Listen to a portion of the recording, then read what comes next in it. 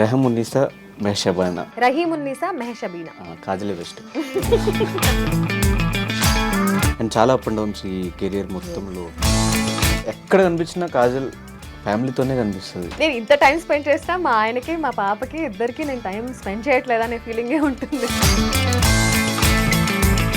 3 friends, వీళ్ళు నా లైఫ్లో ఒక బెస్ట్ ఫ్రెండ్స్ అనుకునే వాళ్ళు ఎవరున్నారు? చెప్పను బ్రదర్. ఎందుకు?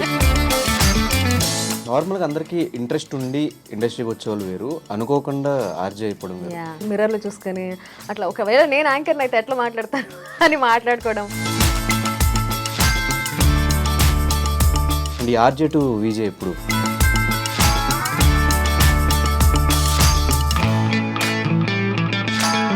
వన్స్ కెరియర్ ఇందులోకి వద్దాం అనుకున్నప్పుడు ఈవెన్ ఫీమేల్స్ అప్పుడు ఇంట్లో నుంచి ఒక టార్చర్ ఉంటుంది, వెళ్ళకూడదు, ఇండస్ట్రీ అంటే ఇంతే, ఇలాగే ఉంటారు, వెళ్తే నువ్వు కూడా పాడైపోతావు, వద్దు వద్దు అని. అట్లా రిస్ట్రిక్షన్స్ ఏం లేవా? మా పేరెంట్స్ నాతో మాట్లాడకపోయినా ఎందుకు చేస్తుంది, అలాంటి జాబ్ ఎందుకు చేస్తుంది అని ఫోన్లు మా అక్కతో ఫోన్లు చెప్పించేవాళ్ళు అనమాట. ఎందుకు ఈ ప్రీ రిలీజ్ ఈవెంట్స్ ఇవేమీ ట్రై చేయట్లేదు? కాజల్ ఒక ప్రైస్ చెప్పింది అంటే అక్కడ నుంచి దిగదు. ఎంత ఇంట్రెస్ట్ ఉన్నా, ఎంత కిక్ వచ్చే జాబ్ అయినా. బిగ్ బాస్ ఆపర్చునిటీ వచ్చినప్పుడు what is your first reaction? యాక్చువల్గా షో చూడడం వేరు, అందులోపల ఉండి మనం అంటే తెలుసుకుని వెళ్ళావా, ఇలాగ తెలిసిందా? అన్ని బిగ్ బాస్ సీజన్స్ చూసాను అని నేను ఒకవేళ చెప్పుకోకపోతే ఎవరికి పాయింట్ వచ్చేది కాదు. ఆల్మోస్ట్ ఒక 70% కాజల్ నెగిటివిటీ వచ్చింది. నన్ను తక్కువ చూపించి నా గురించి మాట్లాడుకుంటుంది ఎక్కువ చూపించడం వల్ల ఓకే ఇదే నిజమేమో అని అనుకున్నాను. ఒపీనియన్ ఏంటి బిగ్ బాస్ మీద? From nowhere you are somewhere అనేది బిగ్ బాస్తో వస్తుంది. నోవేర్ టు సమ్వేర్కి వెళ్ళిన తర్వాత ఆ సమ్వేర్ నుంచి మళ్ళీ నోవేర్కి వస్తున్నారు. రీసెంట్గా వచ్చిన సోహెల్ కూడా బ్యాక్ టు బ్యాక్ 3 సినిమాలు చేశాడు సోహెల్. 3 సినిమాలకి ఆయన అనుకున్నంత రెస్పాన్స్ గానే. అసలు సోహెల్ అనేవాడు బిగ్ బాస్ ముందు ఎవరికి తెలీదు. కాజల్కి రవికి సమ్ గొడవలు.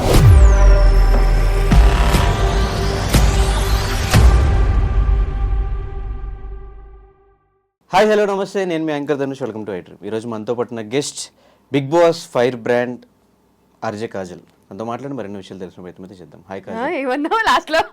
తనతో మాట్లాడి మరెన్నో విషయాలు తెలుసుకునే ప్రయత్నం అయితే చేద్దాం నీ గురించి అని. ఆల్మోస్ట్ ఇప్పటి వరకు సీజన్ 5 తర్వాత మాక్సిమం ఇంటర్వ్యూస్ ఇస్తూ ఉన్నావు కదా, అంతకుముందు చాలా రేర్, ఒకటో 1 or 2 ఉన్నాయి. సీజన్ 5 తర్వాత నుంచి అందరు అడిగే క్వశ్చన్స్ బిగ్ బాస్ ఏంటి, బిగ్ బాస్ తర్వాత ఏంటి, ఫ్యామిలీ తర్వాత ఇవే అడిగారు తప్ప ప్రీవియస్ మనం 2007 నుంచి ఎవరు అడగలేదు. నాకు ఇప్పుడు ఈ ఇంటర్వ్యూలో మొత్తం 2007 నుంచి వాట్ ఈస్ యువర్ జర్నీ అని తెలుసుకున్నాను. దానికంటే ముందు నేను పేరు మర్చిపోయాను, రెహమున్నీసా మెహషబానా ఆర్జే కాజల్. అదే అదే అది కొంచెం రహీమున్నీసా మెహషబీనా కాజలే బెస్ట్. అందుకే మార్చారు. అది ఏంటి ఆ స్టోరీ ఏంటి? ఎవరికి తెలియదు, నాకు కూడా నిన్నే తెలిసింది ఈ మ్యాటర్. నేను యాక్చువల్లీ చాలా ఇంటర్వ్యూస్లో చెప్పాను. బేసికలీ అప్పట్లో మా ఎఫ్ఎంలో పనిచేసే మా బాస్ ఈ షబీనా అనే పేరు ఏదో పెప్పిగా లేదు, అప్పుడే కదా అప్పట్లోనే 2006 నుంచి ఎఫ్ఎంస్ రావడం స్టార్ట్ అయ్యాయి. అండ్ అందరూ చాలా ఘోరంగా వింటున్నారు, నైట్ పూట చెవుల్లో పెట్టుకుని వింటున్నారు, బస్సులో వెళ్ళినా బస్సు ఎఫ్ఎం ఉంటుంది, కార్లో వెళ్ళినా ఎఫ్ఎం. సో అప్పట్లో చాలా మంచి క్రేజ్ ఉండింది ఎఫ్ఎంకి. సో ఒక పెప్పీ నేమ్ ఉంటే బాగుంటుంది, షబీనా అనేది పెప్పీగా సౌండ్ చేయట్లేదు, పేరు మార్చుకోమని ఎప్పుడో చెప్పారు నేను ట్రైనింగ్ అవుతున్న రోజుల్లోనే. సో ఏం పేరు పెట్టుకుందామో ఆలోచిస్తున్నా కానీ ఫైనల్గా నాకు ఆన్ ఎయిర్ షో రంజాన్ రోజు చేసే ఆపర్చునిటీ వచ్చింది. So I'm going on air for the first time. So అప్పుడు పేరు మార్చుకో, ఏం డిసైడ్ చేసావు అంటే నాకు మైండ్ బ్లాంక్ అయిపోయింది, ఏం పెట్టుకోవాలి పేరు అని. అప్పుడు నాతో పాటు చేస్తున్న కోజాక్ తను ఆన్ గ్రౌండ్ ఉంటాడు, నేను స్టూడియోలో ఉంటాను అనమాట. తను అన్నాడు నా పేరు కమల్ కదా, సో కమల్కి కాజల్ అనే పేరు రైమింగ్లో ఉంది, సో కాజల్ అని పెట్టుకో అని అన్నాడు. నన్ను కూడా చిన్నప్పటి నుంచి కాజల్లా ఉన్నావు అనేవాళ్ళు కదా, సరే పెట్టుకుందాం అని పెట్టేసుకున్నా అంతే. అంటే కాజల్ అనే పేరు కాకుండా ఒక నిన్ను పెట్టుకోమంటే ఏం పెట్టుకుంటా అంటే ఒక షోకి ఒక పేరు పెట్టేసిన తర్వాత మళ్ళీ బయటకు వచ్చాక మళ్ళీ నీ పేరుతోనే పిలుస్తారు కదా అందరూ. ఈ కాజల్ అనేది ఎలా అలవాటు అయిపోయింది అని? అందరికీ రేడియోలో పిలిచి అలవాటు అయిపోయింది. ఇంకా నేను కాజల్, నా ఇంట్రొడక్షన్ కాజల్ అని ఇచ్చుకోవడం అలా స్లోగా అలవాటు అయిన కొద్దీ అందరూ కాజల్ అని. కానీ ఇప్పటికీ నా చిన్నప్పటి ఫ్రెండ్స్ కానీ ఆర్ కాజల్ అని మార్చుకోక ముందు నన్ను షబ్బు, షబీనా అని పిలిచే వాళ్ళందరూ అలానే పిలుస్తారు ఇప్పటికీ. ఫ్యామిలీ కూడా ఇప్పుడు అట్లాగే పిలుస్తారు. ఫ్యామిలీ కూడా షబ్బు అని. నాకేం అర్థం కాక నిక్నేమ్ ఏమో ఇది లేదు, అందరు షబ్బు అనే పిలుస్తారు. ఓకే, ఒకసారి 2007 ఆ టైంకి పోదాము. ఎట్లా స్టార్ట్ అయింది కెరియర్? బేసికల్లీ విజయవాడ నుంచి హైదరాబాద్కి మా ఆయన విజయ్ కోసం ఇద్దరం. అప్పుడే లవ్వా? అప్పుడే లవ్. సో అప్పుడు ఇద్దరం హైదరాబాద్ వచ్చేద్దామని డిసైడ్ అయ్యాము. ఇద్దరం హైదరాబాద్ వచ్చేసాము. ఇక్కడ నేను ఎంఎస్సి మైక్రోబయాలజీ చదివాను. జాబ్ చేద్దామని డిసైడ్ అయిన రోజుల్లో నా చదువుకు తగ్గ జాబ్ వచ్చింది.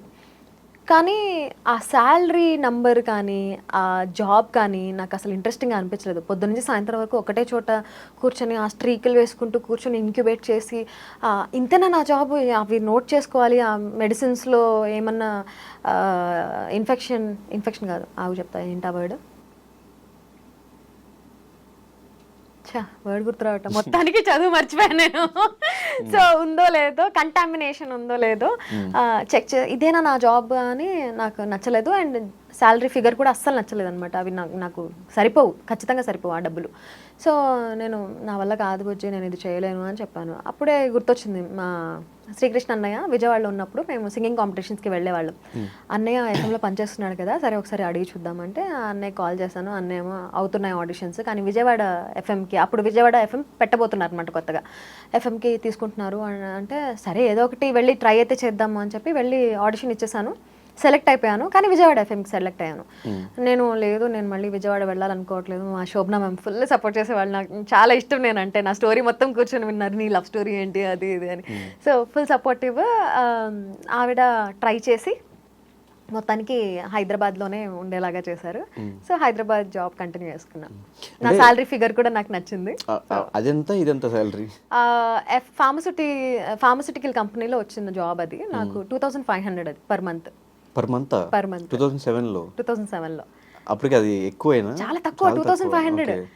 ఇక్కడ 10,000 FM లో. 2007లో 10,000 అంటే it's like good amount. Daily ఉండక్కర్లేదు, 1 hour షో డైలీ ఉండాలి అంటే లైక్ 2-3 hours పొద్దున సాయంత్రం వరకు ఉండాలి. షో ఏమో 1 hour 2 hour, సో 2-3 hours, కానీ పొద్దున సాయంత్రం వరకు ఇక్కడ కూడా ఉండాలి. సో నార్మల్గా అందరికీ ఇంట్రెస్ట్ ఉండి ఇండస్ట్రీకి వచ్చేవాళ్ళు వేరు, అనుకోకుండా ఆర్జే అయిపోవడం వేరు. ఏ ఎక్స్పీరియన్స్ లేకుండా ఎవరి ఐడియా ఇది ఆర్జేగా నేను చేయగలుగుతాను అని ఎప్పుడు అనిపించింది? అంటే చిన్నప్పటి నుంచి నాకు మా ఫ్రెండ్స్ అందరూ చెప్పేవాళ్ళు నీ వాయిస్ బాగుంది అని. నేను కూడా ప్రాంక్ కాల్స్ చేస్తూ ఉండేదాన్ని అందరికి. వాళ్ళు కూడా ఎవరెవరో స్ట్రేంజర్స్ కూడా మీ వాయిస్ చాలా బాగుందండి, ఓకే వాయిస్ బాగుంటే సరిపోతుంది అని అనుకునే థాట్ ప్రాసెస్ అప్పట్లో. వాయిస్ బాగుంటుంది ఆర్జే అయిపోవచ్చు అని అనుకున్నాను నేను. ఆర్జేస్ ఎవరిదన్నా షోస్ విన్నా ఆర్ ఎప్పుడన్నా యాంకర్స్ టీవీలో వచ్చే యాంకర్స్ షోస్ చూసినా I can do a better job అనిపించేది. సో అప్పుడు మిర్రర్లో చూసుకొని అట్లా ఒకవేళ నేను యాంకర్ని అయితే ఎట్లా మాట్లాడతాను అని మాట్లాడుకోవడం. సో అవన్నీ ఉన్నాయి కాబట్టి బ్యాక్ ఆఫ్ ద మైండ్ అన్నయ్య చేస్తున్నాడు కాబట్టి వెళ్దాము ట్రై చేద్దాము అని అనిపించింది. అండ్ ఆర్జే టు విజే ఎప్పుడు కన్వర్ట్ అయింది? ఇంకా వన్స్ ఎంటర్టైన్మెంట్ ఫీల్డ్లో అడుగు పెట్టిన తర్వాత నాకు అన్ని ఫీల్డ్స్లో 24 craftsలో అడుగు పెట్టేయాలి అని అనిపించింది. Movie language 24 crafts, but entertainment నేను చేయగలిగిన వాటిలో అన్నిట్లో నేను చేయాలి అని అనిపించింది. ఆర్జే తర్వాత డబ్బింగ్ ఆర్టిస్ట్ అవ్వాలి అని అనుకున్నా. ఒక్క సినిమాలో సిల్వర్ స్క్రీన్ పైన నా వాయిస్ వింటే చాలు అని అనుకున్నా. సో అక్కడి నుంచి I started dubbing artist career. చాలా మూవీస్కి డబ్బింగ్ చెప్పాను. బావా, మరో చరిత్ర, సావిత్రి, అవును 1, అవును 2, లడ్డు బాబు, పూర్ణకి, హీరోయిన్స్కి చాలా మందికి చెప్పాను. అట్లా చెప్పుకుంటూ ఓకే డబ్బింగ్ ఆర్టిస్ట్ కోరిక తిరిగిపోయింది, ఇప్పుడు విజే అవుదాము. విజే అవ్వడానికి కొంచెం చాలా ఇయర్స్ టైం తీసుకున్నాను. 2011లో మా ఆయనకి కార్ సర్ప్రైజ్ గిఫ్ట్ ఇచ్చాను అనమాట. గోల్డ్ మొత్తం తీసుకెళ్ళి తాకట్టు పెట్టేసి డౌన్ పేమెంట్ కోసం కట్టేసి, ఓకే ఇప్పుడు డబ్బులు సంపాదించాలి, ఏం చేయాలి, ఇంకేమైనా ఎక్స్ట్రా కెరియర్ ఉండాలి, ఓకే విజయ్ చేయొచ్చు కదా అని అప్పుడు కరెంట్ కాజల్ షో అని ఒక కొత్త షో స్టార్ట్ చేశారు ఒక టీవీ ఛానల్ వాళ్ళు. అక్కడి నుంచి నేను విజయ్ కెరియర్ స్టార్ట్ చేశాను ఇన్ 2012. బట్ అది కూడా ఎక్కువ రోజులు చేయలే. ఆ ఛానల్ ఈ ఛానల్ చిన్న చిన్న ఛానల్స్లో చాలా షోసే చేశాను. బట్ 2015లో ఈటీవీ ప్లస్ మస్త్ టైం పాస్ అనే షో చేశాను. ఇంకా దాని తర్వాత బచ్చగాడివిరా అట్లా విజయ్ కెరియర్ స్టార్ట్ అయింది. అంటే చాలా మంది వన్స్ కెరియర్ ఇందులోకి వద్దాం అనుకున్నప్పుడు ఈవెన్ ఫీమేల్స్ అప్పుడు ఇంట్లో నుంచి ఒక టార్చర్ ఉంటుంది, వెళ్ళకూడదు, ఇండస్ట్రీ అంటే ఇంతే, ఇలాగే ఉంటారు, వెళ్తే నువ్వు కూడా పాడైపోతావు, వద్దు వద్దు అని. అట్లా రిస్ట్రిక్షన్స్ ఏం లేవా? అండ్ దట్ ముస్లిమ్స్ ఫ్యామిలీస్ నుంచి ఇంకా ఎక్కువ ఉంటాయి, సో కనిపించకూడదు అంటారు బయట జనాలకి. నేను ఆర్జే స్టార్ట్ చేసినప్పుడే మా పేరెంట్స్ నాతో మాట్లాడకపోయినా ఎందుకు చేస్తుంది, అలాంటి జాబ్ ఎందుకు చేస్తుంది అని ఫోన్లు, మా అక్కతో ఫోన్లు చెప్పించేవాళ్ళు అనమాట. ఇందులో ఏముంది, నేను కనిపించను కదా, జస్ట్ వినిపించడమే కదా అని అప్పట్లో చెప్పేదాన్ని. ఇంకా స్లోగా ఓకే చూస్తున్నారు, నేను కూడా I'm happy in this career, I'm happy with my life, మా ఆయనతో హ్యాపీగా ఉన్నాను, సో ఇంకేం కావాలి అని చెప్పి ఇంకా they also did not stop me anywhere. ఇంకా మా ఆయన అయితే ఫుల్ సపోర్టివ్, నీకు నచ్చింది చేయ అంటారు. అప్పుడప్పుడు చెప్తాడు ఇది చేయొద్దు అది చేయొద్దు. ఒక్కసారి నేను డిసైడ్ అయ్యానంటే ఆర్ వన్ సైడ్, నేను వెళ్తాను చేస్తానంటే చేస్తాను, మొండిగా కూర్చుంటే ఓకే ఇది మొండికి కూర్చుంది ఇంకా వదిలేయాలి దీన్ని అని వదిలేస్తాడు. స్టార్టింగ్ నుంచి ఆయన సపోర్ట్ అయితే ఫుల్గా ఉంటుంది. అండ్ ఆల్మోస్ట్ ఒక 17-18 ఇయర్స్ అవుతుంది కదా ఇండస్ట్రీలో. ఈ మధ్యలో ఎంతో మంది వచ్చారు, ఎంతో మంది పోయారు, టీవీలో సినిమాల్లో అక్కడ ఇక్కడ. సో కాన్స్టెంట్ గా ఇన్ని ఇయర్స్ ఇట్లా ట్రావెల్ అవ్వడానికి what is the main reason? ఆ సక్సెస్ ఫార్ములా ఏంటి? Consistency and will power, 100% will power. And నేను ఏదన్నా చేయగలను అనే కాన్ఫిడెన్స్ డెఫినెట్లీ ఉండాలి. And I also believe in manifestation. నీకేమైనా కావాలి అని అనుకున్నప్పుడు నువ్వు అది ఏం చేస్తే సాధించగలవు అనేది చూసుకోవాలి, దానికి కావాల్సిన స్కిల్స్ డెవలప్ చేసుకోవాలి, and that will definitely happen ఏదో ఒక రోజు. అండ్ చాలా అప్ అండ్ డౌన్స్ ఈ కెరియర్ మొత్తంలో. గెలిచినప్పుడు ఎలా ఉండేదానివి, ఓడిపోయినప్పుడు ఎలా ఉండేదాన్ని? గెలిచినప్పుడు ఆబ్వియస్లీ హ్యాపీ ఫీల్ అవుతాను, ఓడిపోయినప్పుడు సాడ్ ఫీల్ అయినా మనసులో ఒకటి ఓకే ఇది ఇవాళ ఇలా జరిగింది అంటే ఖచ్చితంగా దీనికంటే ఏదో పెద్దది మంచిది రాబోతుంది, అందుకే ఇది జరిగింది, ఇది ఏది జరిగినా మన మంచికి అని బిలీవ్ చేసేదాన్ని నేను. So something good and something big is waiting for me అని నాకు నేను నచ్చ చెప్పుకొని మూవ్ ఆన్ అయిపోయేదాన్ని. అంటే మధ్యలో 2016 ఆ మస్తు టైం పాస్ చేసిన తర్వాత ఒక 2-3 ఇయర్స్ ఎక్కడా కనిపించలేదు, రీజన్ ఏంటి? మస్తు టైం పాస్ 2016 యా 17, 18, 19, 20 కోవిడ్ పోయినా 21 వరకు అసలు బిగ్ బాస్ లో మళ్ళీ చూసేవారు కాజల్ ఎక్కడుందో ఏమైపోయిందో ఎక్కడ కనిపించలే. అరకొర అప్పుడప్పుడు యూట్యూబ్ లో ఇంటర్వ్యూస్ అవి చేస్తా ఉండేది. ఈ 4-5 ఇయర్స్ ఎలా గడిచిపోయింది? I was last somewhere. ఇప్పుడు నువ్వు చెప్పగానే నాకు ఒక్కసారి ఇట్లా ష్రింక్ అయింది నాకు హార్ట్. ఎందుకు నేను అంత ఖాళీగా ఉన్నాను, నేను ఎప్పుడు ఖాళీగా ఉండనే అనే థాట్ ప్రాసెస్ వెళ్తుంది.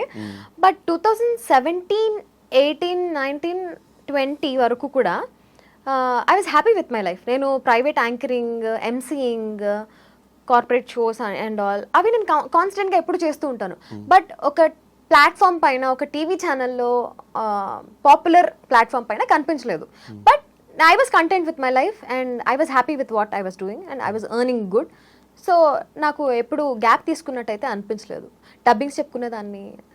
సో ఆ వర్క్ అంతా it was going on. Main stream ఎందుకు బ్రేక్ పడిపోయిందని, ఒక సక్సెస్ఫుల్ కెరీర్ వెళ్తున్నప్పుడు మధ్యలో అంత బ్రేక్ ఎందుకు వచ్చేసింది? 2017 తర్వాత ఏమో మరి ఆపర్చునిటీస్ ఏం మస్త్ టైం రాలా. పాస్ మీరు చేసిన షో కూడా హిట్ అయింది. అవును, మస్త్ టైం పాస్ తర్వాత నాకు ఆపర్చునిటీస్ ఏం రాలేదు, నేను కూడా ఏం ట్రై చేయలేదు. ఆ తర్వాత ఓకే డబ్బింగ్స్ చెప్పుకుంటున్నా, ఎంజాయ్ చేస్తున్నా లైఫ్. నా బెస్ట్ ఫ్రెండ్ లిప్సికా ఉంది కదా, సో మేమిద్దరం ఈవెంట్స్ ఎక్కువ చేసేవాళ్ళము అండ్ ట్రిప్స్కి వెళ్ళేవాళ్ళం బాగా. సో ఫ్రెండ్షిప్లో ఫుల్ బిజీ ఉండే నేను ఆ ఇయర్స్ అన్నీ కూడా. 2019 కోవిడ్ వచ్చేసింది అండ్ 2019 కోవిడ్ వచ్చిన తర్వాత అప్పుడు ఇట్ షుక్ మీ, ఏం చేస్తున్నాను, వాట్ ఐమ్ ఐ డూయింగ్ అని. So what I'm I doing, ఏం చేస్తున్నాను, ఏం చెయ్యాలి అనే ఆలోచనలు వచ్చినప్పుడు Vijay gave me this idea of YouTube. YouTube channel పెట్టుకోవచ్చు కదా నువ్వు, ఇంత టాలెంట్ ఉంచుకొని నువ్వు ఎందుకు ఇట్లా వేస్ట్ చేస్తున్నావు అని అంటే ఓకే సరే అని అప్పుడు తను నాకు ఒక రింగ్ లైట్ కొనిచ్చాడు అనమాట. నేను అక్కడి నుంచి స్టార్ట్ చేశాను మళ్ళీ, ఓకే యూట్యూబ్లో ఏమైనా చెయ్యాలి అని చెప్పి. బిగ్ బాస్ సీజన్ 4 నడుస్తుంది అప్పట్లో. రివ్యూస్ స్టార్ట్ చేశాను. రివ్యూస్ చేసుకుంటూ, అది కూడా రివ్యూస్ చాలా డిఫరెంట్గా ప్లాన్ చేశాను. నాకు నైట్ అంతా నిద్ర ఉండేది కాదు.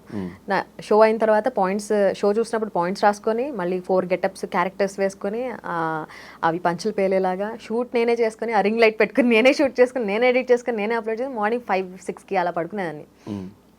సో అప్పుడే నేను బిగ్ బాస్కి వెళ్ళాలి అన్న థాట్ వచ్చిందనమాట. అండ్ నా మేనిఫెస్టేషన్ వర్క్డ్ అవుట్. అండ్ నాకు 2020లో వచ్చింది ఆఫర్. 21లో వెళ్ళాను. 2021 లోపు నేను I was doing YouTube, mainstream YouTube channel start చేశాను. RJ Kajal, crazy talks with Kajal అని షో స్టార్ట్ చేశాను. అందులో బిజీగా ఉండే, అది కూడా మంచిగా వెళ్ళింది, చాలా బాగా చేశాను. దాని తర్వాత బిగ్ బాస్కి వెళ్ళాను. బిగ్ బాస్ నుంచి వెళ్ళొచ్చిన తర్వాత మళ్ళీ సీజన్ 2 స్టార్ట్ చేశా. ఇప్పుడు మళ్ళీ ఒక బ్రేక్ తీసుకున్నా. ఆ బ్రేక్ తర్వాత ఇప్పుడు మళ్ళీ సీజన్ 3 స్టార్ట్ చేయబోతున్నా. And before Kajal financial state కి, ఆఫ్టర్ బిగ్ బాస్ తర్వాత ఇప్పుడున్న ఫైనాన్షియల్ స్టేట్ కి హ్యూజ్ డిఫరెన్స్ ఉంది. 100%. ఎందుకంటే ఇప్పుడు బిఫోర్ బిగ్ బాస్ నేను ఒక ఈవెంట్కి ఒక సర్టెన్ అమౌంట్ నేను చార్జ్ చేస్తుంటే, ఆఫ్టర్ బిగ్ బాస్ ఆ అమౌంట్కి 3 times ఎక్కువ చార్జ్ చేస్తున్నాను. So obviously there is a huge leap, huge shift. కాబట్టి ఇప్పుడు now I'm earning good and I'm satisfied. అంటే చాలా మంది కెరియర్స్ ఇండస్ట్రీలో కొంతవరకు వాళ్ళ హవా కొంతవరకు నడుస్తుంది, కొన్ని రోజుల తర్వాత వాళ్ళు ఫేడ్ అవుట్ అయిపోతారు, మళ్ళీ వెతుక్కోవాలి. సో ఆ పరంగా ఏమైనా ప్లాన్స్ కానీ ఏమైనా చేసుకున్నారా? అయ్యా డెఫినెట్లీ ప్లాన్స్ అయితే ఉన్నాయి. కానీ ప్లాన్స్ అన్నీ వర్కౌట్ అయ్యాక అవి చెప్పుకుంటే బాగుంటుంది. I'm someone who believes in okay చెప్పుకుంటే పనులు అవ్వవు, అందుకే చెప్పుకోను. సో బిగ్ బాస్ ఆపర్చునిటీ వచ్చినప్పుడు what is your first reaction? అంటే అప్పటివరకు సీజన్ చూసి దాని రివ్యూస్ చెప్పుకుంటూ, అండ్ బిగ్ బాస్ అంటే చాలా ఇష్టం అని సీజన్ 5 చూసిన అందుకు అర్థమైపోతుంది. ప్రీవియస్గా హిందీ, తెలుగు అన్ని లాంగ్వేజ్ బిగ్ బాస్ సీజన్స్ అన్ని చూసి వచ్చినట్టు అనిపించింది. ఏ టాస్క్ ఎలా ఆడాలి, ఎక్కడ ఏం మాట్లాడాలి, ఏంటి మొత్తం ప్లాన్ చేసుకుని వచ్చినట్టు అనిపించింది. ఆ బిగ్ బాస్ జర్నీ అంతా ఎలా అనిపించింది? బిగ్ బాస్ ఫస్ట్ వచ్చిన తర్వాత నా రియాక్షన్ వాజ్, ఒక పువ్వు ఇట్లా బ్లూమ్ అవుతుంది కదా, so my heart bloom like that. Wow, oh my God, yes I did it, finally I got this opportunity అని చాలా హ్యాపీ ఫీల్ అయ్యా. ఫస్ట్ మా ఆయనకు చెప్పా, తర్వాత మా అక్కకి చెప్పా. ఫస్ట్ మా ఆయన రియాక్షన్ అయితే వద్దు, వెళ్ళొద్దు, మంచిది కాదు, నెగిటివిటీ అవసరం మనకి, అది ఇది. సరే ఓకే, నువ్వు ఒప్పుకోకపోతే నేను బిగ్ బాస్ షోకి వెళ్ళి నాకు కంటెంట్ ఇస్తున్నావు నువ్వు.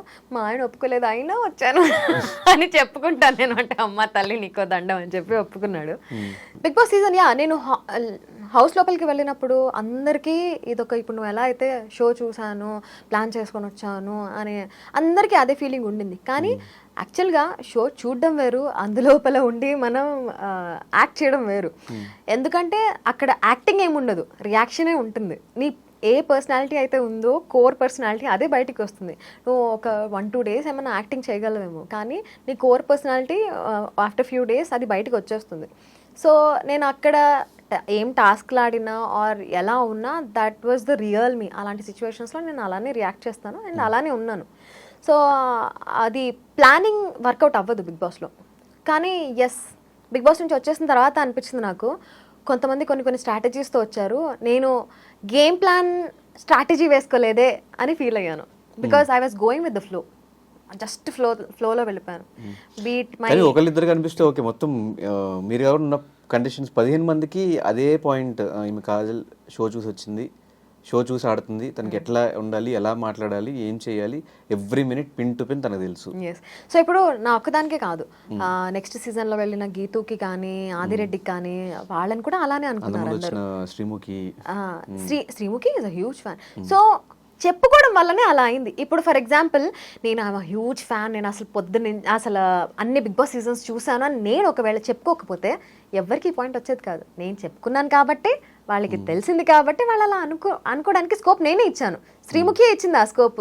ఇప్పుడు ఆదిరెడ్డి, గీతు వాళ్ళు రివ్యూస్ ఇస్తున్నారు. సో ఆబ్వియస్లీ ఒక షోని అనలైజ్ చేస్తున్నారు అంటే వాళ్ళకి మొత్తం తెలుసు అనే ఫీలింగ్, అది హ్యూమన్ నేచర్, అది వచ్చేస్తుంది. But nobody can plan it. అంటే తెలుసుకుని వెళ్ళావా, ఇలాగ తెలిసిందా? వెళ్ళాకే తెలిసింది 100%. ఎందుకంటే మనం షో చూసేది వేరు ఉంటుంది, ఆడేది కంప్లీట్లీ డిఫరెంట్ ఉంటుంది. ఒపీనియన్ ఏంటి బిగ్ బాస్ మీద? అది యూస్ఫుల్ కాదా? ఎవ్రీబడి షుడ్ ఎక్స్పీరియన్స్ ఇట్ అని అంటాను నేను. ఎక్స్పీరియన్స్ కాదు, ఒక కాజల్కి కానీ లేదంటే సోయల్కి కానీ వేరే వాళ్ళకి కానీ ఆర్టిస్టులకు కానీ బిగ్ బాస్ షో అయిన తర్వాత వాళ్ళకి అది హెల్ప్ అవుతుందా? అంతా మన మొత్తం అంతా వాళ్ళు చూసేసిన తర్వాత మైనస్ అవుతుందా? దీన్ని మనం 2 రకాలుగా తీసుకోవచ్చు. ఒకటి, ఇప్పుడు from nowhere you are somewhere అనేది బిగ్ బాస్తో వస్తుంది 100%. అది నీకు అసలు మినిమం ఫేమ్ లేని వాడివి, నీ పేరు నీ ఒరిజినల్ నేమ్తో సహా అందరికీ తెలుస్తుంది అంటే that is because of Bigg Boss. లేదు, నువ్వు నీ కెరీర్ని స్పెషల్గా ప్లాన్ చేసుకోవాలనుకుంటున్నావు, ఫస్ట్ నువ్వు ఇలా చేయాలనుకుంటున్నావు, మూవీస్లోకి రావాలనుకుంటున్నావు, నువ్వు ఫేమస్ అవ్వాలనుకుంటున్నావు, నీ టార్గెట్ ఇది, అది వేరు. కానీ you want to be famous, you want to be known, ఒక నోన్ పర్సనాలిటీగా నువ్వు అయితే చాలు అనే ఫీలింగ్ ఉన్న వాళ్ళకి Bigg Boss is right platform. But ఎందుకు నోవేర్ టు సమ్వేర్కి వెళ్ళిన తర్వాత ఆ సమ్వేర్ నుంచి మళ్ళీ నోవేర్కి వస్తున్నారు? దాట్ ఆల్సో నేను చెప్తాను. ఇప్పుడు బిగ్ బాస్ షోలో చూసిన తర్వాత ఏం ఎక్స్పెక్ట్ చేస్తారు జనాలు? కంటిన్యూస్గా కనిపిస్తూ ఉండాలి అని ఎక్స్పెక్ట్ చేస్తారు. కానీ Bigg Boss is just one show. ఆ షోలో కనిపించిన తర్వాత మళ్ళీ అలాంటి షోలో వస్తే కానీ కనిపించరు. ఈ ఆడియన్స్కి ఏమైపోతుందంటే జనరల్గా చూసే వాళ్ళకి ఓకే అందులో కనిపించారు, మళ్ళీ ఎక్కడ కనిపించట్లేదు, మళ్ళీ జీరోకి అయిపోయారు అని. From nowhere to somewhere and again nowhere అని అనుకుంటున్నారు. కానీ from nowhere to somewhere they are somewhere. ఎందుకంటే వాళ్ళని మీరు ఇప్పుడు గుర్తుపడుతున్నారు. ఇంతకుముందు అసలు వాళ్ళు ఎవరో కూడా తెలియదు కదా మీకు. Definitely they are somewhere. But ఆ సీజన్ రన్ అవుతున్నప్పుడు గుర్తుపడడం వేరు, దాని తర్వాత మళ్ళీ నెక్స్ట్ సీజన్ స్టార్ట్ అయిన తర్వాత ఆ సీజన్లో ఉన్న 15 మంది కంటెస్టెంట్స్ హవా వస్తుంది, వీళ్ళందరూ మర్చిపోతూ వస్తున్నారు. మళ్ళీ ఇది అయిపోయిన తర్వాత ఇంకో సీజన్, ఆ సీజన్ కంటెస్టెంట్ అందరూ హైప్, మళ్ళీ వీళ్ళందరూ డౌన్, ఇలాగే కంటిన్యూ అవుతుంది. కౌశల్ విషయానికి వచ్చినా కూడా అదే జరిగింది. అంత స్టార్డమ్ వచ్చి వెంటనే ఇమీడియట్ గా జీరోకి అయిపోయి ఇప్పుడు ఇన్స్టాగ్రామ్ లో స్టోరీ అయిపోలేదు కౌశల్. ఈవెన్ అంటే జనరల్ పాయింట్ ఆఫ్ వ్యూలో ఇప్పుడు ఇన్స్టాగ్రామ్ లో తన స్టోరీ పెట్టినా లేకపోతే ఒక పోస్ట్ పెట్టినా కూడా ఒక 2000 to 3000 లైక్స్ మాత్రమే వస్తున్నాయి. ఇదే కౌశల్ ఆ టైంలో పెట్టినప్పుడు 30K 40K 50K లైక్స్. ఇక్కడే డిఫరెన్స్ తెలిసిపోతుంది కదా. Audience memory is so less. Audience మెమరీలో మీరు ఎప్పటికీ ఉండిపోవాలంటే ఎప్పుడు కనిపిస్తూ ఉండాలి. ఒకసారి కనిపించి మళ్ళీ తర్వాత కనిపించకపోతే వాళ్ళు మర్చిపోతారు.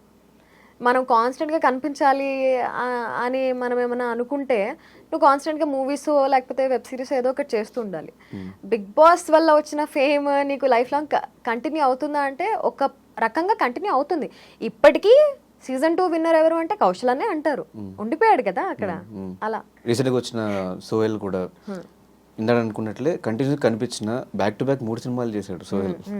3 సినిమాలకి ఆయన అనుకున్నంత రెస్పాన్స్ గానీ అనుకున్నంత అప్రిసియేషన్. నా పాయింట్ అర్థం కావట్లా.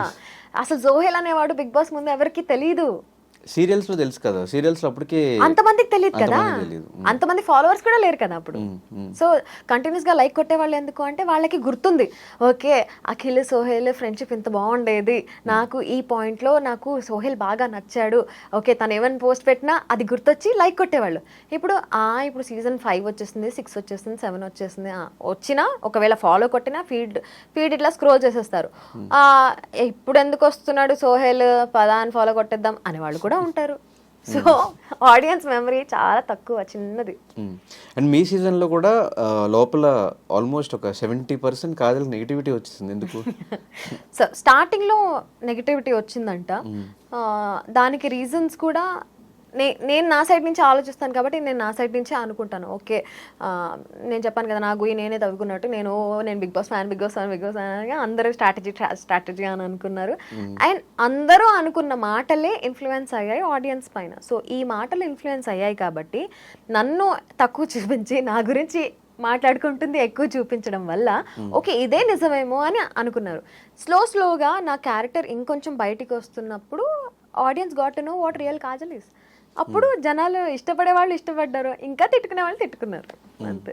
అంటే మీ బ్యాచ్, మీ ముగ్గురు సన్నీ, కాజల్ అండ్ మానస్, ఈ ఫ్రెండ్షిప్ మాకు బయటకు వచ్చిన తర్వాత ఎక్కడ పెద్ద కనిపించలేదు. ఎందుకు కనిపించలేదు? ఆ టైంలో కొత్తలో కొంచెం కనిపిస్తుంది, కానీ రీసెంట్ టైమ్స్ లో ఈ లాస్ట్ 1 year లో మేము ముగ్గురు కలిసి ఎక్కడికి వెళ్ళింది లేదు, ఏం చేసింది ఎందుకు లేదు, కలుస్తూనే ఉంటాము. బట్ ఇప్పుడు అందరు బిజీ అయిపోయాం కాబట్టి నేను ఇంటర్నేషనల్ షోస్ కోసం ఆస్ట్రేలియా ఇట్లా యుఎస్ వెళ్తున్నాను, వాడు ఆస్ట్రేలియా యుఎస్ అన్ని కూడా అట్లా తిరుగుతున్నాడు. సో మా ఇద్దరికి ట్రావెలింగ్ అంటే చాలా ఇష్టం. అండ్ మానస్కి పెళ్ళైంది, ఆ తర్వాత పెళ్లిలో కలిసాం మేము లాస్ట్ ఇయర్. మానస్ పెళ్లిలో కలిసాము, పెళ్లిలోనే కలిసాము, పెళ్లిలో ఫుల్ హల్చల్ చేసాము. ఆ తర్వాత మేము ముగ్గురం కలవడం అనేది కష్టమే. హౌస్లో మేము ముగ్గురం కలిసి ఉన్నాం కాబట్టి మాకు బాండ్ కనిపించింది, కానీ బయటికి వచ్చిన తర్వాత ప్లాన్ చేసుకుని కలవడం అనేది కొంచెం కష్టమైన పనే.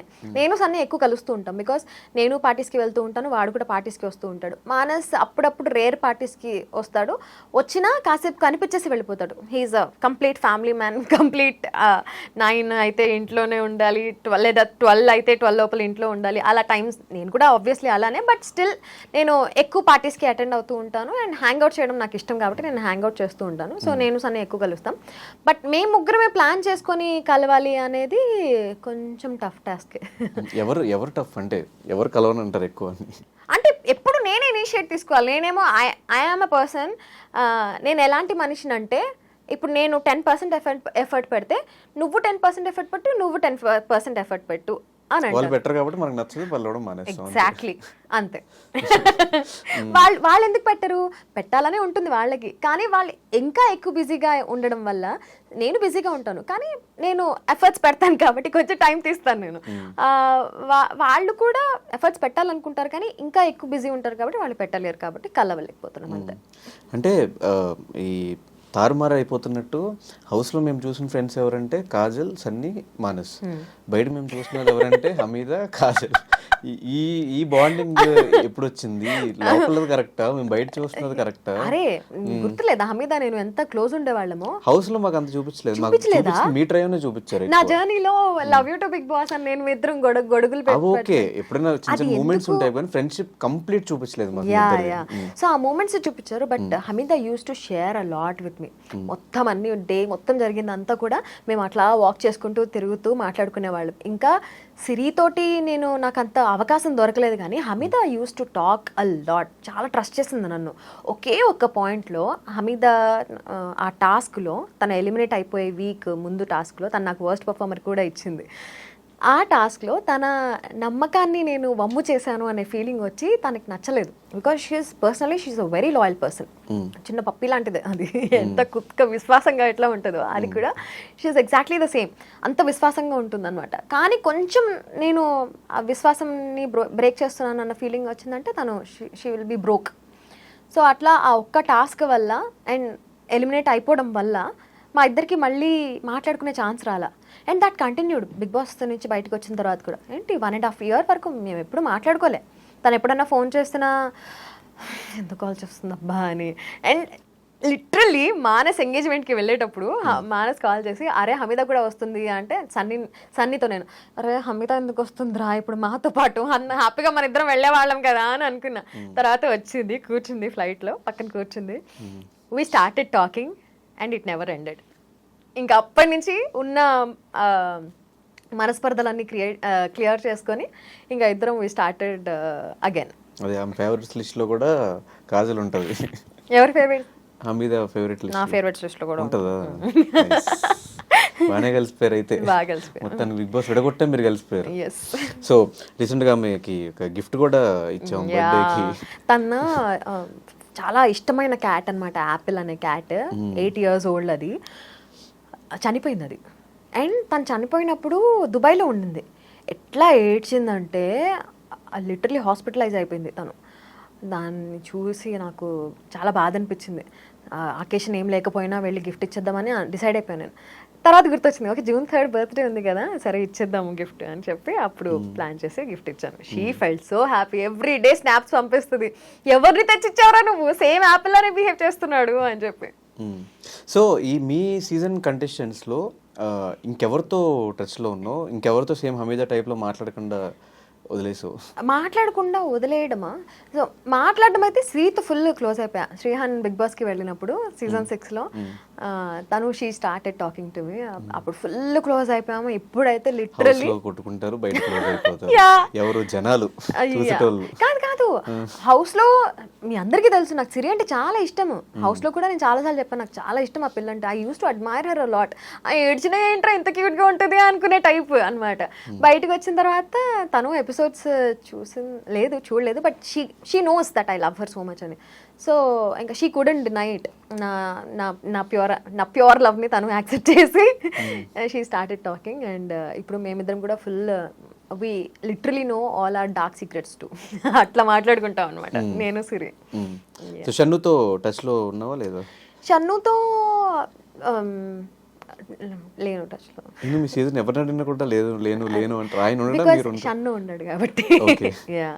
ఎందుకంటే అది చెప్తున్నాను కదా, ఇప్పుడు మనం 10% ఎఫర్ట్ పెడితే వాళ్ళు కూడా 10% ఎఫర్ట్ పెట్టాలి.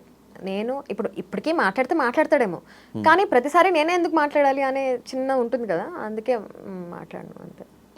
అండ్ ఆ మధ్యలో నేను విన్నది అంటే బిగ్ బాస్ కంటే ముందు నుంచే కాజల్కి రవికి సమ్ గొడవలా?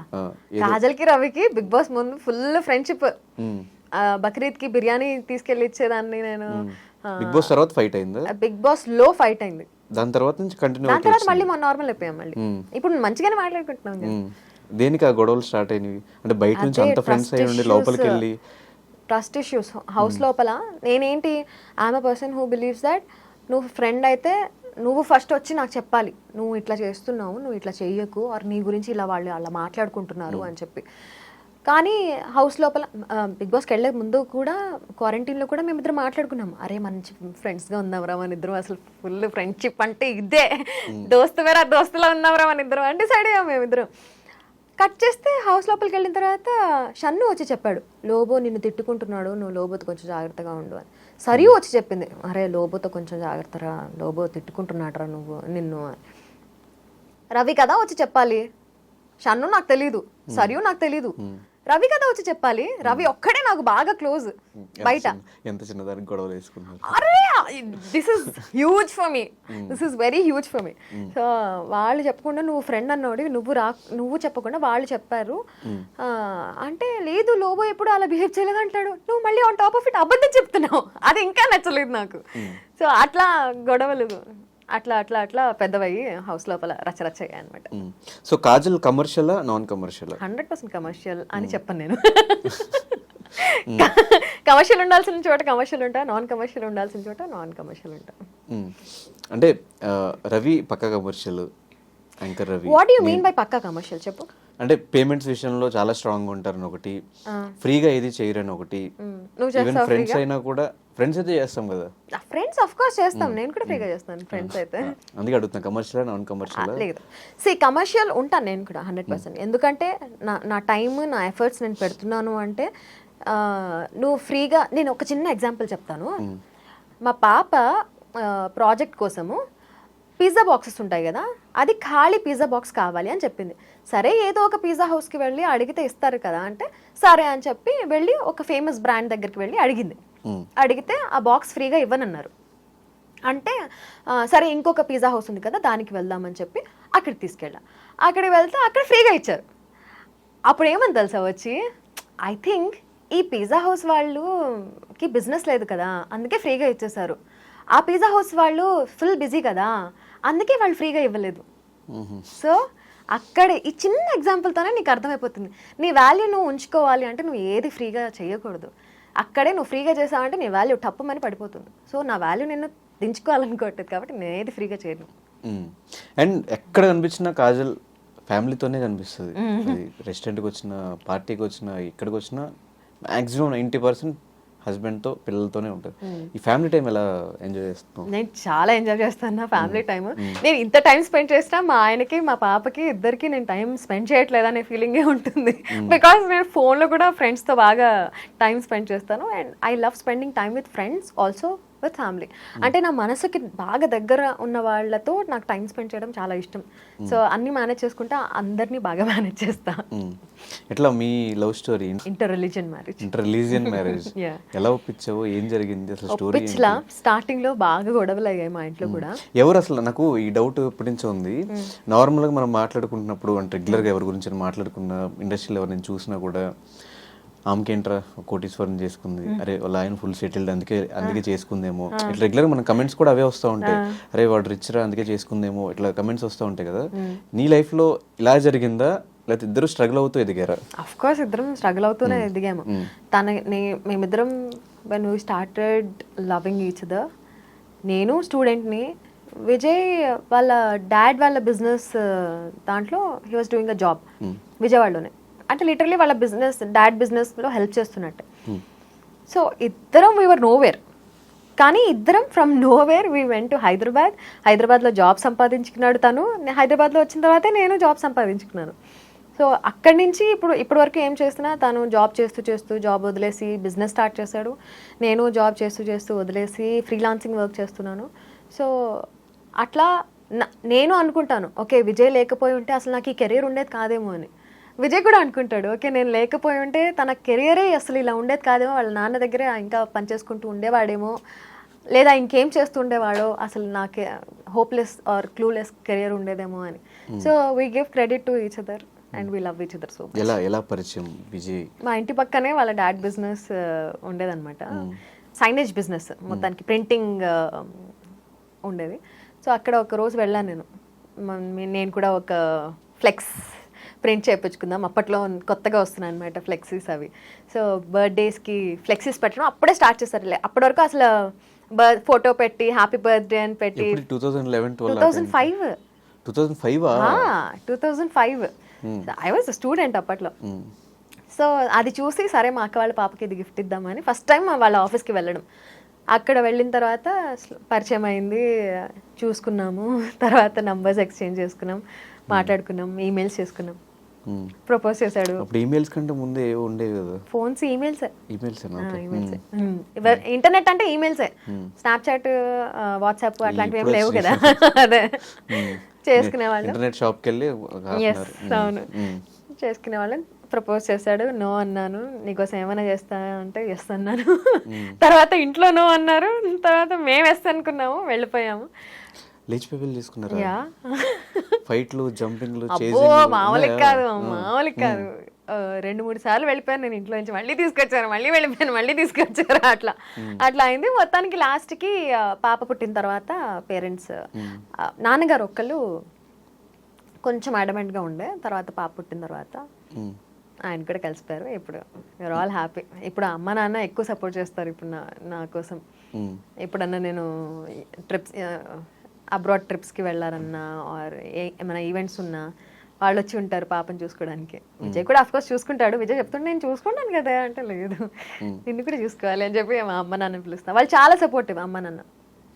ఇప్పుడు వచ్చిన క్వశ్చన్ ఫ్లోలో వచ్చింది, అన్ని సంవత్సరాలు చూసుకున్న పేరెంట్స్ గ్రేటా, అప్పుడే పరిచయమే లవ్ ఉన్న ఆయన గ్రేటా? ఎందుకు ఆ డెసిషన్ తీసుకోవాల్సి వచ్చింది, వెళ్ళిపోవాలి అంటే ఇంకో 1 year ఆగో 2 years ఆగో ఒప్పించే పెళ్లి చేసుకున్నాం అనే పాయింట్లో ఎందుకు లేరు?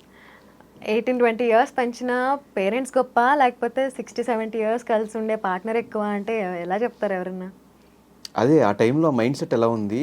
ఒక అంటే తెలియని ఏజ్ లో బయటకు వచ్చేసావా, లేదంటే ప్రాపర్ గా ఆలోచించుకునే బయటకు రావడం జరిగింది? ఆలోచించి ప్లానింగ్ తో అయితే తీసుకున్న స్టెప్ కాదు. నేను లైఫ్ లో కానీ ఆర్ బిగ్ బాస్ లో కానీ అన్ని ఫ్లోలో చేసినవే. సో ఇది ఏమైందంటే, ఒక మాటల యుద్ధం జరిగినప్పుడు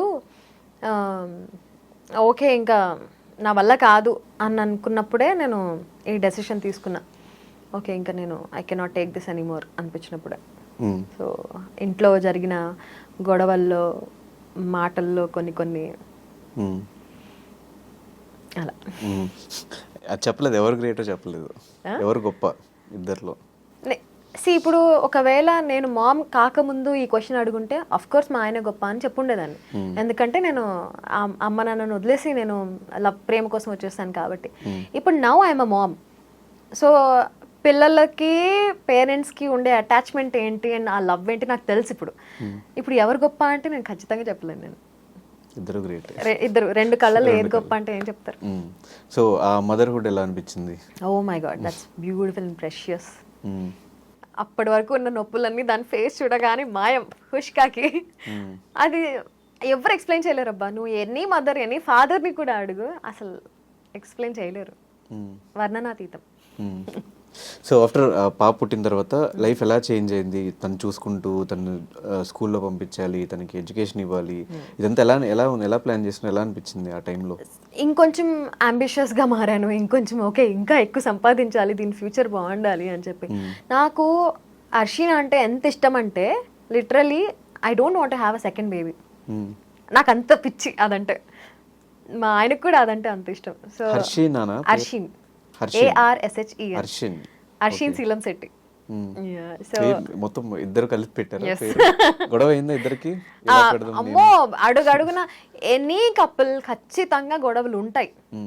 మేమిద్దరం కూడా బాగా కొట్టుకున్నాం అండ్ బాగా ప్రేమించుకుంటాం, అది డిఫరెంట్ స్టోరీ. నువ్వు ఏ కపుల్ అన్నా అడుగు, గొడవ పడకుండా ఏ కపుల్ ఉండరు. అంటే ఆ గొడవలు వేరు. ఈ పేరు విషయంలో గానీ, రిలీజియన్ విషయంలో గానీ ఏమైనా ఫైట్స్ అయినాయి ఇద్దరికి? అయితే అయ్యే గొడవలే వాటి వల్ల, లేకపోతే అసలు మాకు గొడవలే. ఎగ్జాంపుల్స్ ఏమన్నా? ఎగ్జాంపుల్ పేరు విషయంలో అయింది. పాపకి హిందూ నేమ్ పెట్టాలని విజయ్, నేనేమో లేదు ముస్లిం పేరే పెట్టాలి అని నేను. అప్పట్లో ఎందుకు ఈ ఐడియా రాలేదు? ఇద్దరు రిలీజియన్స్ కి కలిపి ఒక పేరు ఉంది కదా, లైక్ సమీరా, నేహ, ఇట్లాంటి పేర్లు ముస్లిమ్స్ లోనే ఉంటాయి, హిందూస్ లోనే ఉంటాయి. నాకు అప్పుడు ఏంట్రా నాకు వెలగలేదు అని అనిపించింది. బట్ ఇంకోటి ఏముండింది అంటే, మా పెద్దక్క చిన్నక్క వీళ్ళ పిల్లల పేర్లు ఆర్ మా పేర్లు అన్ని కూడా ఈన్ ఈన్ ఈన్ ఈన్ అని ఎండ్ అవుతాయి. మెహజబీన్, మెహజరీన్.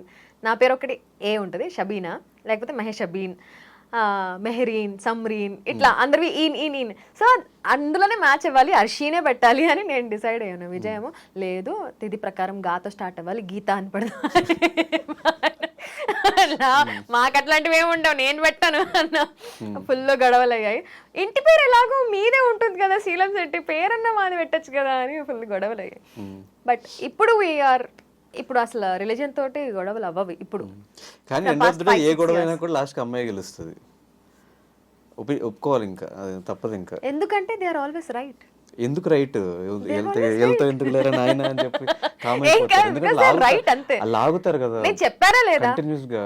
ఇప్పుడు అర్షిన్ శీలం శెట్టి అంటే నువ్వు రెండు ఉన్నాయి బలి పెట్టుకున్నారా అన్నావా లేదా?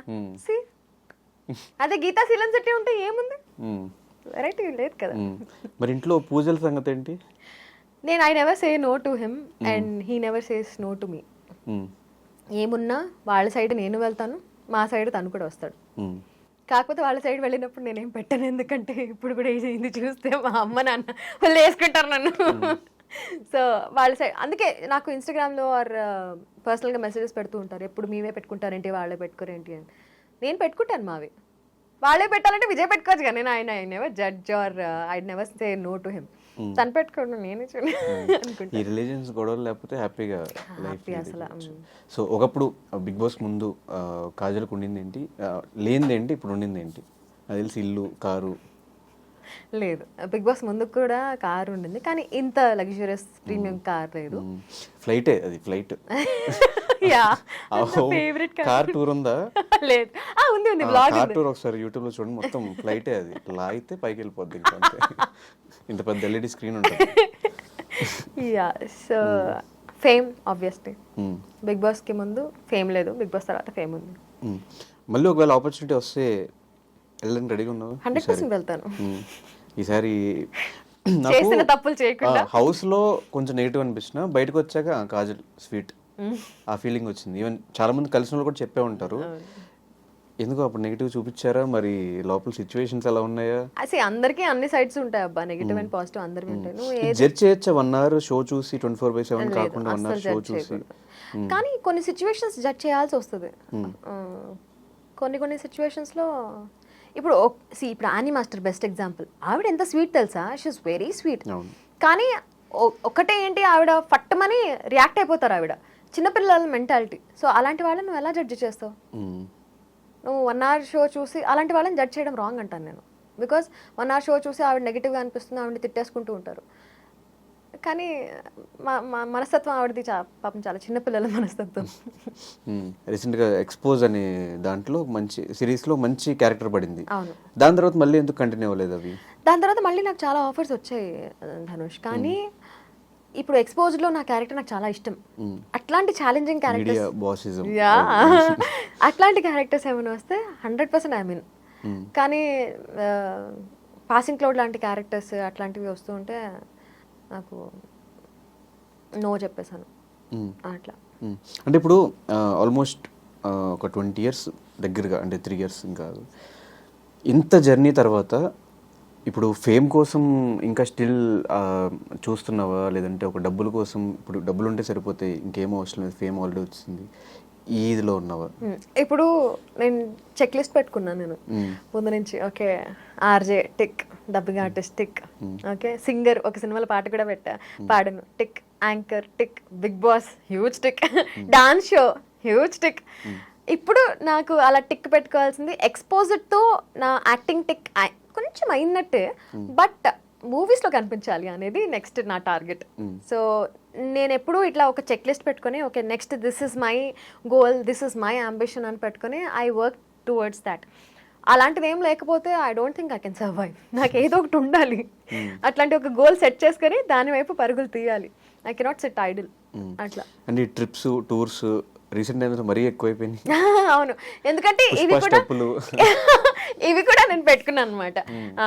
US tick, Dubai tick, Australia tick, ఇంకేమున్నాయి, థాయిలాండ్ ఫ్యామిలీతో వెళ్ళాను, థాయిలాండ్ అయిపోయింది, శ్రీలంక టిక్. అండ్ నెక్స్ట్ నా లిస్ట్లో ఉన్నది జపాన్, సౌత్ కొరియా, చైనా కూడా. China obviously, China is a beautiful country, చూడొచ్చు హ్యాపీగా. చూడండి కానీ ఏం తీసుకురాకండి. బహ్రెయిన్, జింబాబ్వే, ఇట్లా ఇంకా మొత్తం ఆల్ ఓవర్ వరల్డ్ చూడాలి అనేది ఉన్నాయి. ఇంకా సో టిక్స్ పెట్టుకోవాల్సినవి ఇంకా చాలా ఉన్నాయి. సింగర్ కాజల్ కూడా టిక్ పెట్టేసుకోలేము. పెట్టుకున్నాగా, చెప్పాగా, వినలేదా ఫ్లోలో? ఒక సినిమాలో పాడాను నేను, హేమచంద్ర మ్యూజిక్ డైరెక్షన్ లో. యా, పెట్టేసుకున్నాను. కానీ మేమందరం చూసింది శ్రీదేవి రామకం. Yeah, thanks to director Pradeep garu, thank you so much అండి. సో ఫైనల్గా బిగ్ బాస్ టాపిక్ మీద ఒక ఆర్జేగా, ఒక యాంకర్గా, ఒక హోస్ట్గా, అంటే RJ is complete different, host is complete different, ఒక వీజేగా ఎలా చెప్తావు? ఆర్జే మానసి కొన్ని సంవత్సరాలు అయింది కాబట్టి ఇప్పుడు అడుగుతున్నాను, గుర్తుందా లేదా అంటే రూట్స్ మర్చిపోము. Once an RJ always an RJ. ఇప్పటికీ నా పేరులో ఆర్జే కాదు. కానీ ఇప్పుడు ఆర్జే కెరీర్ ఎలా ఉంది ఇప్పుడున్న వాళ్ళకి? ఇప్పుడున్న వాళ్ళకి చేస్తున్నారు, ఎఫ్ఎంస్ స్టిల్ నడుస్తున్నాయి, వాటికి యాడ్స్ వస్తున్నాయి, రెవెన్యూ చూస్తున్నారు. అంటే వింటున్నారా స్టిల్ జనాలు? నేనైతే వినట్లేదు, నువ్వు వింటున్నావా? నేను వినట్లేదు. మీరు వింటున్నారా? కింద కమెంట్ చేయండి. కార్లో వెళ్ళినా కూడా మనం బ్లూటూత్ కనెక్ట్ చేసుకుని మన సాంగ్స్ ఏ స్పాటిఫై, ఏ యాపిల్, యూట్యూబ్ మ్యూజిక్ వింటున్నామే తప్ప. మీరున్నప్పుడు, మీరు చైతు, నువ్వు మీరందరూ చేస్తున్నప్పుడు కొంచెం బాగా ఇది ఉండేది. చైతు ఇప్పటికీ చేస్తున్నాడు. ఆర్జింగ్ స్టైల్లో చెప్పమంటావు. Hello, good morning Hyderabad. మీరు వింటున్నారు కాదు, చూస్తున్నారు, వినడంతో పాటు ధనుష్తో పాటు ఆర్జే కాజల్ని. మరి ఆర్జే కాజల్ ఆర్జే లాగా బిగ్ బాస్ గురించి ఏం మాట్లాడుతుందంటే ఏం చెప్పాలండి.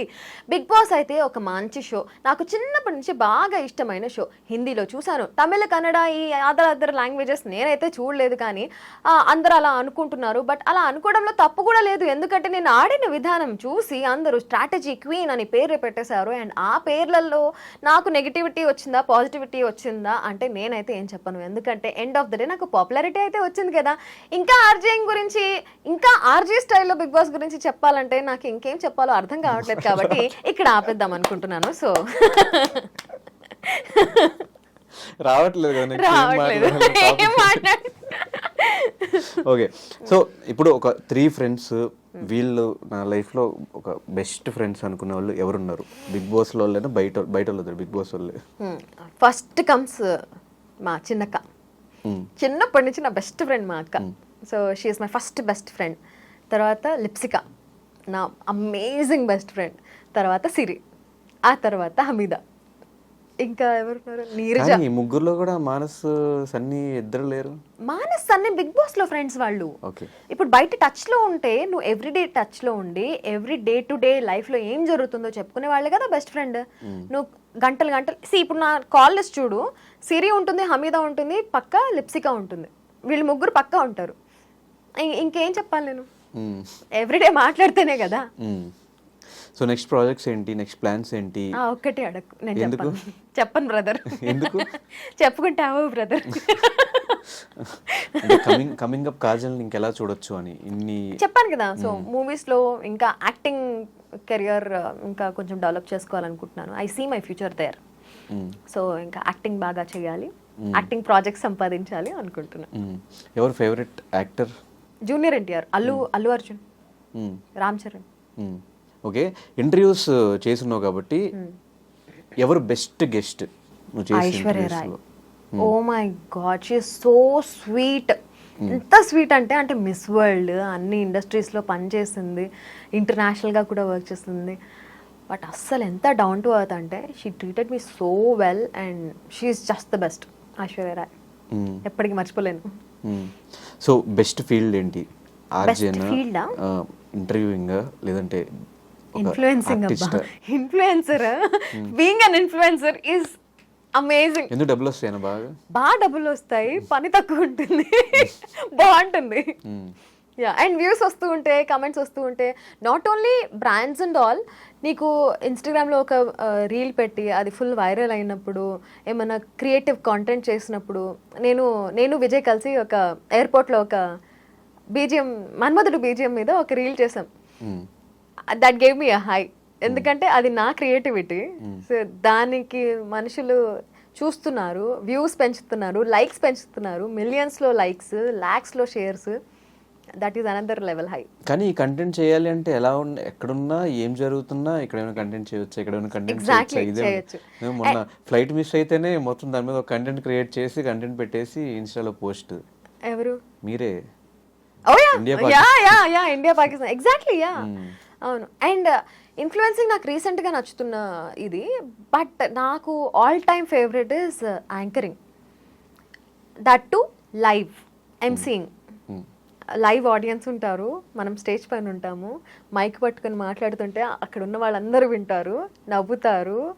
అండ్ అక్కడి నుంచి వాళ్ళని మనం స్టేజ్ మీదకి పిలవడం, ఆర్ మనం స్టేజ్ దిగి అక్కడికి వెళ్ళడం, మైక్ పట్టుకుని మాట్లాడడం, దట్ ఈస్ అంటే లైవ్ చూడొచ్చు ఆడియన్స్. ఎందుకు ఈ ప్రీ రిలీజ్ ఈవెంట్స్ ఇవేమి ట్రై చేయట్లేదు? ప్రీ రిలీజ్ ఈవెంట్సా? ప్రీ రిలీజ్ ఈవెంట్స్ కానీ ప్రెస్ మీట్స్ కానీ చేశాను నేను, బట్ చాలా లిమిటెడ్గా ఉన్నాయి.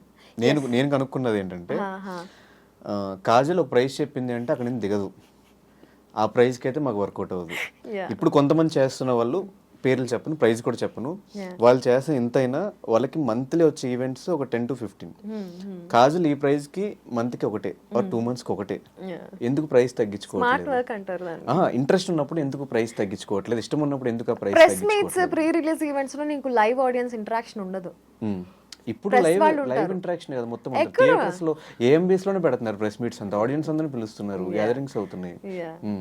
బట్ సి, ఎంత ఇంట్రెస్ట్ ఉన్నా, ఎంత కిక్ వచ్చే జాబ్ అయినా, if there is no fuel in it, మనకి ఎక్కడ. అదే చెప్తున్నా, మంత్ కి 10 ఈవెంట్స్ వచ్చినప్పుడు 10 ఈవెంట్స్ కి కలిపి ఏదైతే నీకు ఒక ఈవెంట్ కి వస్తున్న ప్రైస్ కి 3 times ఎక్స్ట్రా వస్తుంది కదా, వై డోంట్ యు ట్రై? అని ఎందుకు వస్తుంది?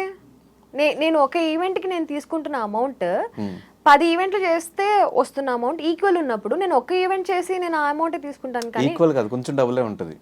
దేంది? ఎక్కువ ఈవెంట్స్ చేస్తేనా? ఎక్కువ ఈవెంట్స్ చేస్తే ఏమో, నేను ఆ టైంని ఇక్కడ ఇన్ఫ్లుయెన్సింగ్ దాంట్లో కేటాయిస్తే ఇంకా ఎక్కువ సంపాదించుకుంటాను కదా. అయితే ఇప్పుడు డబ్బుల కోసం ఉన్నట్టే కదా. See, whatever you call it, నాకు రెండు ఉండాలి, వర్క్ సాటిస్ఫాక్షన్ ఉండాలి అండ్ డబ్బులు కూడా ఉండాలి. మెయిన్ ప్రిఫరెన్స్ డబ్బులే. మెయిన్ ప్రిఫరెన్స్ ఎక్కడ?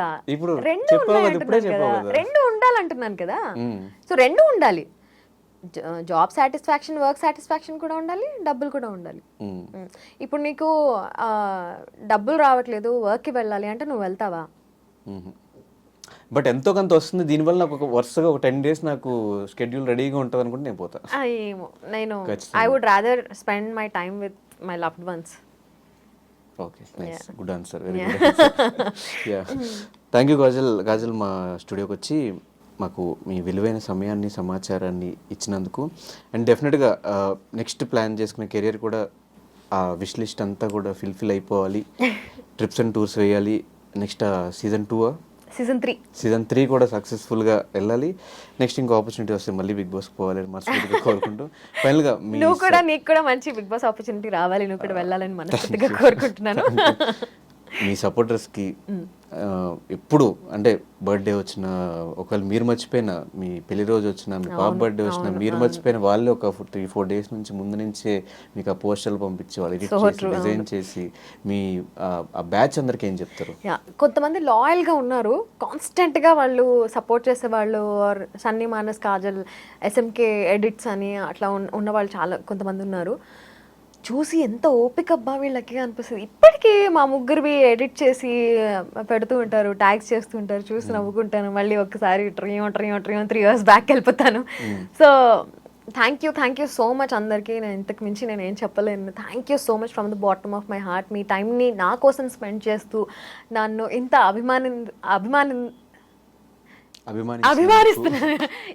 అభిమానిస్తున్నందుకు thank you so much. I love you guys. Thank you so much, Karan. All the very best. Thank you, Dhanush. Bye.